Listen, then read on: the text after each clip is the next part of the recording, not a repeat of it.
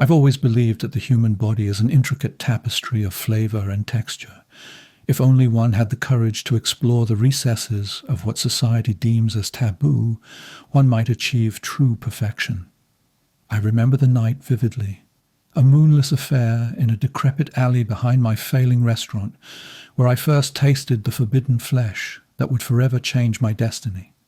There I was alone with my raw ambitions, and the sound of my own manic breathing echoing off peeling brick walls.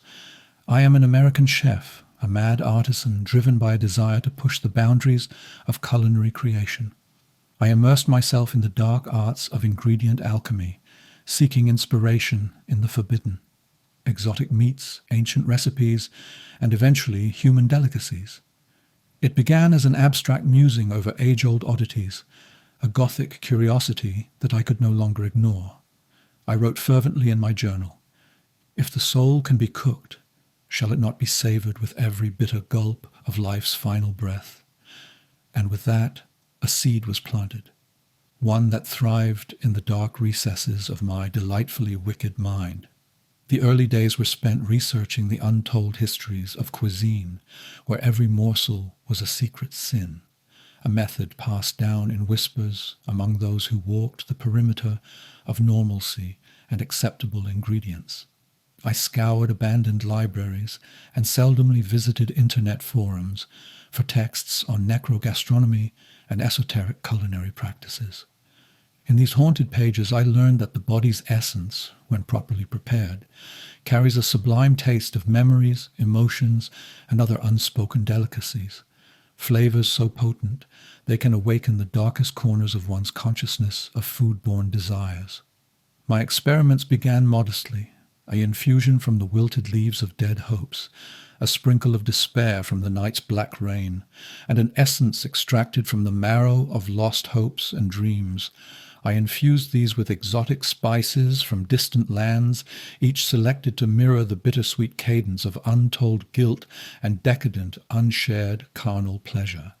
Those early forays were mere preludes to what would become a one-of-a-kind culinary odyssey, a descent into Hades where every meal screamed of the demise of innocence. I invite you to remember, every dish I create is an invitation to the void that begs to be filled, a chance to taste the essence of pain and hunger, mingled with a perverse delight sprinkled in for added flavor. The ingredients are carefully assembled into a delicious, morbid symphony. Each texture, every aroma is calibrated to unsettle and mesmerize the taste buds. And as the embers of the night flickered outside my decrepit kitchen, I embarked on the first of many experiments that would cross all thresholds of decency and culinary taboos. The lines between sanity and art fully embrace in moments of culinary epiphany, and I found mine on a rainy evening that united the boundaries between the living and the dead. In that sodden twilight, I sought out an ultra-rare ingredient, rumored only in hushed tones among those who dare glance beyond the normal and mundane, the flesh of a fallen spirit. No, not in the literal sense, but the essence of a soul grown weary by hopelessness and life. I scavenged openly in the nights unseen and homeless of forlorn lives, lingering in the dim, vile corners of humanity that no one dare speak about openly. In a long-vacated mansion that reeked of abandonment and mold, I gathered what humanity had discarded, a broken heart, a discarded memory, and more astonishingly a taste of anguish clinging to the walls like wallpaper. I carried these intangible fragments back to my kitchen, where the air was dressed with the perfumes of pungent spices and the silent screams of forgotten dreams.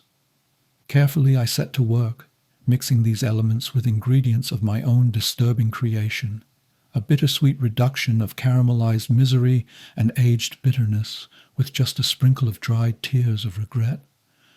I remember stirring the concoction as though it were a bewitching potion. My hands moved with the delicate precision of a mad virtuoso. Each swirl was a caress, every movement a tribute to the grotesque beauty of simmering human flesh. The room filled with an aroma so hauntingly evocative that even the rats scurrying in the walls seemed to pause in silent reverence and disbelief. I dared to taste a drop from my cauldron, and the liquid danced on my tongue, a cascade of heartbreak, sorrow, and desperate yearning that defied the conventions of any other meal. The dish was christened Eulogy of the Forsaken, a name that perfectly encapsulated its purpose. It was not food in the traditional sense. It was an experience meant to jolt the diner's soul, to force them to confront the inconceivable reality that beauty often lies in unbearable cruelty. I plated the dish with artful, unsettling touches, a garnish of curled, dried rose petals that resembled the remnants of forgotten love letters, and an oil that shimmered like hopeless tears in the lamplight shadows. That night, as I sampled my creation in the isolation of my dining room, I was filled with unabated gleeful elation and a sudden creeping dread. The flavors were all too intoxicating, dangerous, in a good way, a siren call to the darker impulses that lurked within every single human heart. I could almost hear the anguished cries of those whose final essences I had so daringly appropriated for this masterpiece. Yet I laughed, a hollow, delirious laugh that resonated with the absurdity and horror of my newfound culinary genius. I was on the brink of a revolution in tastefulness, one where every bite was a confession of complete human frailty and every dish an ode to the dearly departed. But as with all groundbreaking experiments in the realm of horror, the journey was far from over. The allure of that dish, its promise of ultimate suffering intermingled with the ecstasy of its perfect creation, drew in certain elite kind of clientele, the hopelessly lost, the utterly desperate, and the equally delightfully disturbed. They would come seeking solace in the obscene, fed by an insatiable hunger that transcended mere physical need. And so I prepared to introduce them to my macabre masterpiece with the joyous giddiness of a child. My establishment was no longer just a five-star restaurant. It was a sanctuary for the broken and the damned, those whose appetites for life had waned to a whisper. Within its grim walls, lit by flickering candles and stained glass, I created an atmosphere that bordered on the theatrical, a mix of decadence and debauchery that hinted at the blurring of life and death. I welcomed a motley crew of famished patrons, each with a haunted past and an insatiable craving for the extraordinary. One evening, a rather intriguing woman entered. Her eyes were hollow, a mirror of the sickening despair I knew so intimately. She sat alone at a table draped in crimson velvet, and waited with an anticipation that alluringly chilled my blood. I approached her table, my white coat in stark contrast to the deep reds and purples that dominated the decor, and whispered the macabre details of my latest creation, the Eulogy of the Forsaken. With hesitancy and morbid curiosity, she consented, and I commenced the ritual of the unveiling. The dish arrived with all the pomp and circumstance of a somber confession, its presentation carefully curated to evoke a sense of delightful dread and shocking awe. She broke her silence as she took her first bite, her eyes widening with each delicate pause in flavor. I watched, enthralled, as her face contorted in a silent soliloquy of revulsion and supremely sublime lust. In that moment I knew I had transcended mere mundane culinary art. I had become an oracle of tasty torment, a keeper of secrets that even the stars refused to whisper for fear that they would become unwilling appetizers. But fate, as it always does, demanded a further leap into madness. The meal was an eye-opening revelation, a dark communion between the eater and the consumed. Every course, every bite pulled them deeper into an inescapable spiral of revulsion and thrilling fantasy.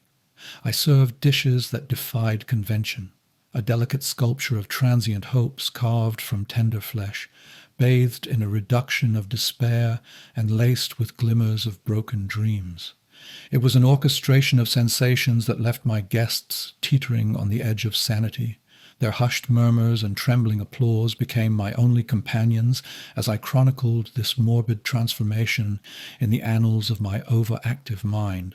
I soon discovered that my patrons were not passive recipients of taste alone. They became active participants in the ghastly theatre of suffering. They whispered their own tragedies into the bottomless void, their sorrowful stories seeping into the very nature of each dish. Each meal served was a metamorphosis.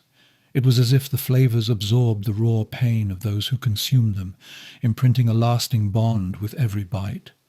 And soon I was collecting horror stories as much as I was creating human laced dishes.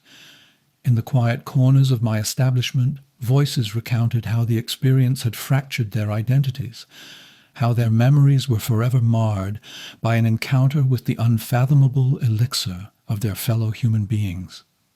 One memorable night, an old elderly man, trembling and too pale, recounted how the dish awakened memories of long-forgotten memories, a taste that was as nostalgic as it was deadly. He described how the dish mirrored the rot of time itself, dissolving the boundaries between past and present with each mouthful. I intently listened with a mixture of sublime, morbid satisfaction and a disquieting sense of ultimate responsibility. For in those moments, my creations were more than mere meals. They were prime examples of the human condition, as dismal and enthralling as the darkest corners of the human soul. Yet in the depths of such terrifying beauty, I could not escape my own demon, the voice inside me that whispered, "Is this artistry, or is it merely madness?" The thrill of invoking such visceral reactions soon revealed an insatiable hunger for ever more transgressive feats. I began to question, what is the limit of my human vulnerability, when taste becomes the telling tether that binds you to an unrelenting nightmare obsession? As whispers of my culinary experiments spread through the underbelly of the city, my clientele began to evolve. They no longer sought just the sensory delight of a repulsive yet exquisite flavor of flesh. They craved a full immersion into the realm of raw human experience. I was no longer merely an entertainer or a chef. I had become a conductor of a dissonant symphony, where every course was a note in the grand crescendo of lives, in maddening boredom and endless repetition of an everyday worthless human existence. I recall one particular evening when the air was oppressive with anticipation. A man whose eyes held the weight of 1,000 heartbreaks took a seat at the table reserved for the truly damned and forsaken. His silence spoke volumes, and I knew that I had before me a canvas for my next creation. With every detail meticulously planned, I prepared a dish that defied not only convention, but morality, a culinary confession wrapped in the riddle of time and flesh. I extracted secretions of memories, retrieving them with a careful surgical precision reminiscent of a mad scientist. I mixed these rare extracts with an aromatic medley of spices gathered from abandoned graveyards and long-forgotten religious temples. The process was ritualistic, a series of deliberate movements, almost as if I were performing an alluring dance. I could feel my own heartbeat synchronize with the simmering pot that held within it the promise of unspeakable transformation, all in one spoonful. The dish, which I called Dirge of the Departed, was layered and complex.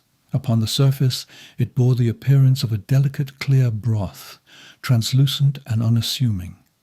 Yet beneath that veneer was a mosaic of charming contrasts, a swirl of bitterness that hinted at forbidden, unnatural acts, and an undercurrent of sweetness that recalled the final breaths of dying lovers. Each spoonful was a masterful interplay of sensations designed to evoke both nostalgia and a visceral revulsion. As my grey-haired guest partook in this dark feast, his face shifted through expressions of horror, ecstasy, and then resigned acceptance, each twist marking a silent farewell to the remnants of his former self-worth. He let out a breath that was more a lamentation than a sigh, a sound that resonated with the hopelessness of all that had been lost. It was as if every taste was a requiem, each flavor a tribute to a life spent in the doomed shadows, now given form by my trembling hands. In the aftermath, the silent crowd in the dining hall stood in stunned silence. They had witnessed not merely a meal, but a metamorphosis, a severing of the tether that bound them to a world of sanitized normalcy.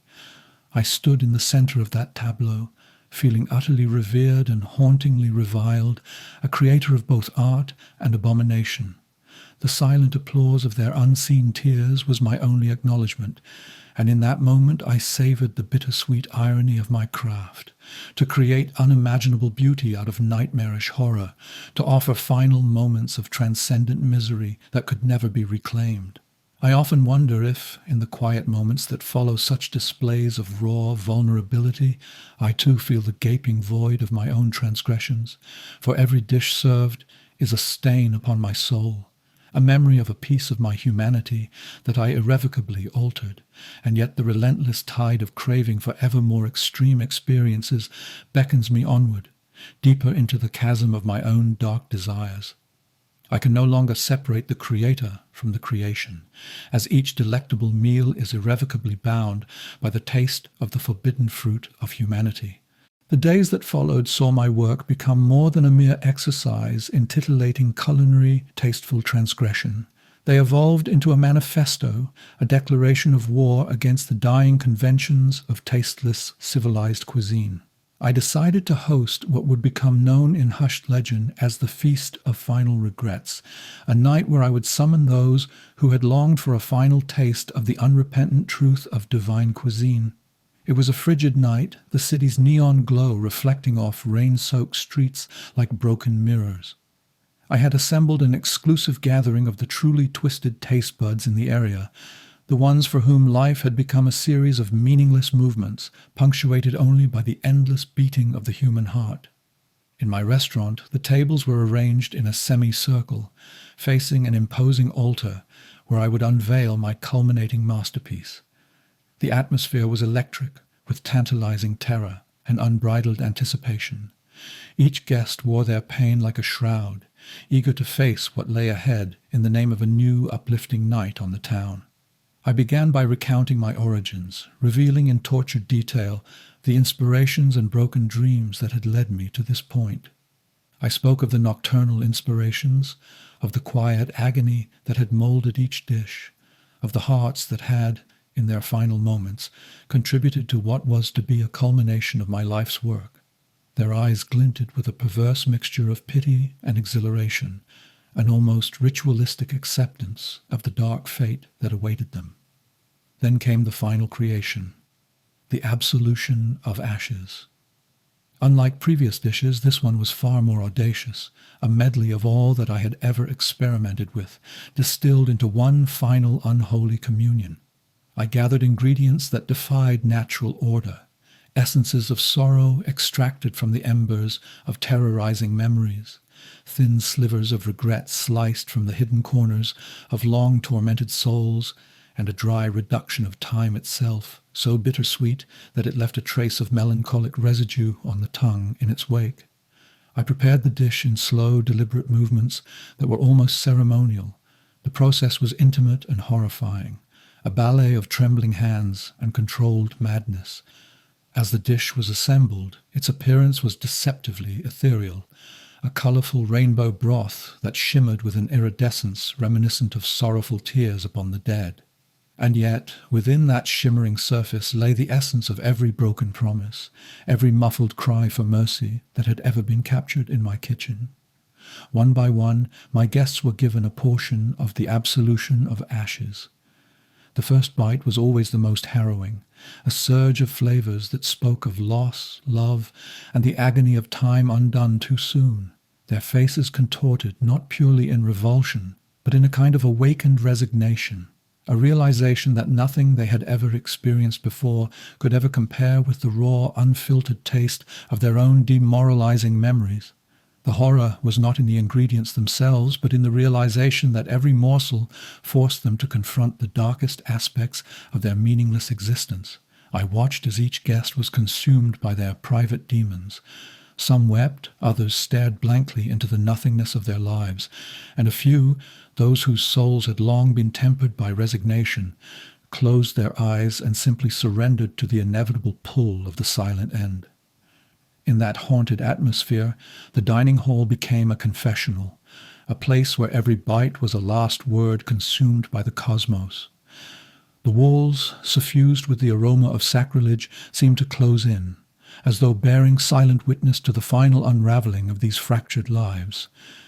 In the midst of this orchestrated despair, I felt an unsettling calm, a tragic symmetry between creation and consumption. Here, in the act of witnessing my final dish, I was caught in the paradox of delivering exquisite torment while simultaneously becoming its final victim.